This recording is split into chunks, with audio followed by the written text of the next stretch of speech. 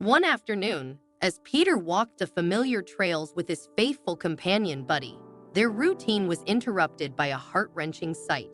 A little girl sitting alone, crying beneath the canopy of trees. It was a moment that would unravel unexpected threads of compassion and connection in Peter's solitary life in Decorah, Iowa. "Come on, Buddy, let's go," Peter called to his dog, a large mutt whose companionship had become Peter's anchor in the quietude of nature that surrounded his home. He had found Buddy as a puppy years ago, and since then, they had forged an unbreakable bond, weathering the loneliness that had settled in after the tragic loss of Peter's wife, Lauren, and their adventurous son. Peter and Lauren had once lived in bustling Des Moines, Iowa, until their son's untimely death during a mountain climb shattered their world. Grief consumed Lauren, and within a year, she succumbed to depression. Seeking solace from the haunting memories, Peter retreated to Decorah, finding solace among the serene forests that seemed to mend his wounded soul.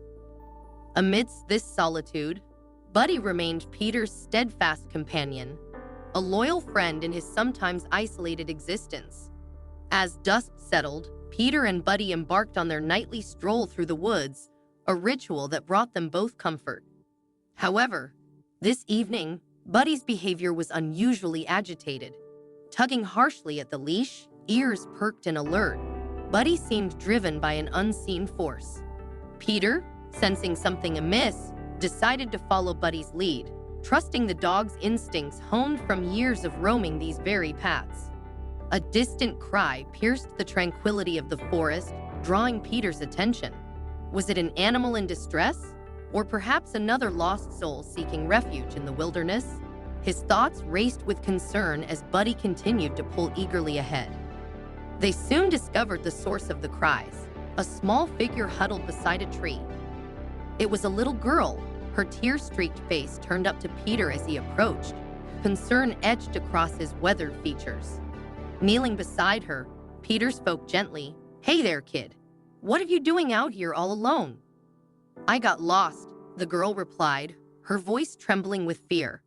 Without hesitation, Peter removed his jacket and draped it over her shoulders, offering reassurance. "Can you help me?"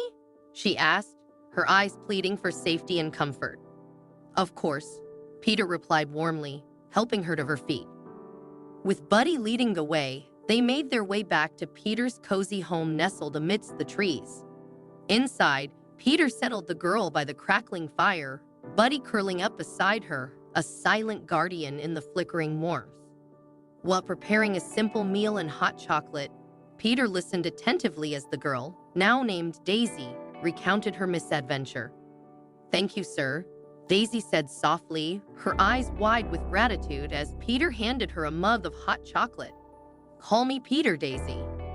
"What were you doing out there in the forest?" he asked kindly.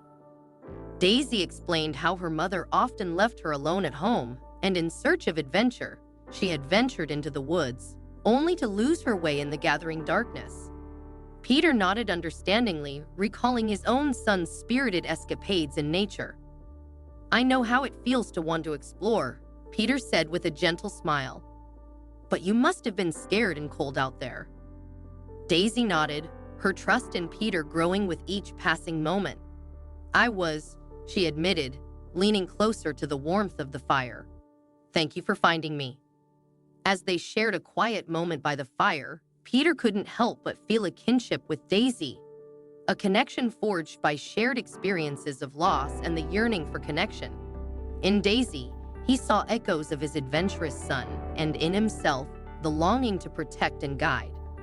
Throughout that evening, as the fire crackled and warmth enveloped them, Peter realized that sometimes, amidst the solitude of nature, unexpected encounters could illuminate the path to healing and companionship. For Peter and Buddy, their walk that evening had led them not only through the woods but also to a newfound bond with a brave young girl named Daisy, whose spirit mirrored the resilience of the wilderness that had become their sanctuary. "How did you end up alone with a kid?" Peter asked gently, leaning forward as Margaret sat across from him in his cozy living room. The evening sun cast a warm glow through the window, illuminating their quiet conversation. Margaret sighed softly, her eyes drifting momentarily to where Daisy and Buddy played in the corner. My boyfriend died suddenly. I was 2 months pregnant and didn't even know it, she began, her voice tinged with a mixture of sadness and resignation. It was such a freak accident, although I always told Giles that his hobbies were dangerous. Peter nodded understandingly, his heart going out to Margaret as she recounted her difficult journey as a single mother. He could sense the weight of her responsibilities, the challenges she faced in providing for Daisy while coping with her own grief. "I'm sorry for your loss, Margaret," Peter said sincerely, his voice filled with empathy. "You've been through so much."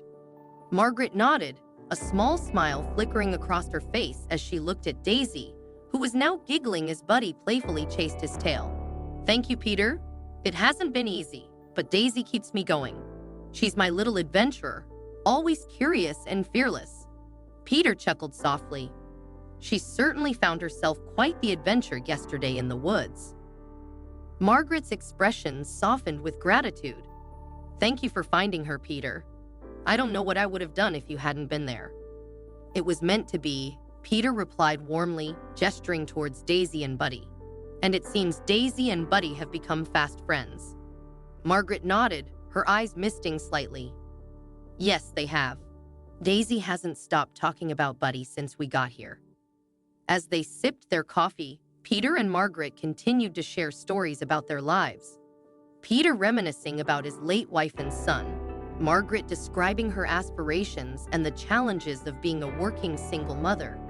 It was a conversation that flowed with a newfound sense of kinship and understanding. Before Margaret left with Daisy that evening, Peter made a heartfelt offer. "Margaret, since I'm retired and have plenty of time on my hands, how about I help out with Daisy? I'd love to spend time with her, and it would give you some peace of mind knowing she's in good hands." Margaret's eyes widened in surprise, touched by Peter's genuine generosity. "That would be wonderful, Peter," she said, her voice catching slightly with emotion. "I can't thank you enough." The next day, arrangements were made with the social worker, who saw no danger to Daisy and Peter's care. It was agreed that Peter would help out with babysitting whenever Margaret needed, providing both Daisy and Margaret with a supportive and caring presence in their lives. In the weeks that followed, Peter's bond with Daisy deepened, and he found joy in the role of a surrogate grandfather. He took her on walks with Buddy, taught her about the plants and animals in the forest, and shared stories of his own adventures with his son. For Margaret, Peter's assistance meant more than just practical help. It brought a sense of relief and reassurance that Daisy was in capable hands. She could focus on her work without the constant worry, and at night, she could sleep a little easier knowing that Daisy was safe and cared for. As the days turned into months, Peter's home became a haven for both Daisy and Margaret, a place where love, understanding, and shared experiences flourished, creating bonds that transcended the roles of caregiver and child. And for Peter, who had once found solace in the quiet solitude of the forest, his life was now filled with the laughter and warmth of a spirited little girl and the loyal companionship of a dog named Buddy. It was a new chapter, a chapter of unexpected connections, second chances, and the profound beauty of family, forged not by blood but by the shared journey of healing and hope. It couldn't be. His son was named Giles. There were probably many Giles in the world, but could it be? Peter asked himself, his voice barely above a whisper, his thoughts racing. "How did he die, Margaret?"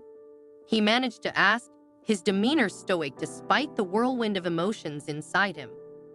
"He was a climber, and his rope broke or something freaky like that.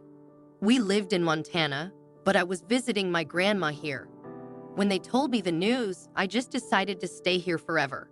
My grandma died shortly after, and I discovered my pregnancy. Peter, are you okay?" Margaret paused, concern etched on her face as she watched Peter, who had begun to cry. "Giles was my son," Peter revealed, his voice cracking with emotion as he looked at Daisy, who was affectionately petting Buddy nearby. "What? That's impossible," Margaret breathed, her eyes widening in disbelief as she gazed at her daughter. Margaret pulled out several pictures of Giles from her phone, and Peter confirmed that her Giles was indeed his son. Daisy, oblivious to the profound revelation unfolding around her, continued to see Peter as her grandfather, sensing a connection that transcended blood ties, perhaps in the way children often intuitively perceive deeper truths. From that moment onward, Peter embraced his newfound role with determination and tenderness. He offered Margaret and Daisy his unwavering support, helping them navigate life's challenges and celebrating their joys together. They became more than just friends or neighbors. They became a family bound by shared loss, unexpected discovery, and the enduring love that now connected them. As days turned into months and seasons passed, Peter's home became a sanctuary where memories of Giles were shared and cherished. Daisy grew up surrounded by Peter's stories of her father, learning about the adventurous spirit they both shared and the love that always held them close, even across generations. And so, in the quiet corners of Decorah, Iowa, a bond forged in grief and revelation blossomed into something beautiful and enduring, a family united not only by blood but by the unbreakable threads of love, compassion, and the enduring legacy of a son and father named Giles.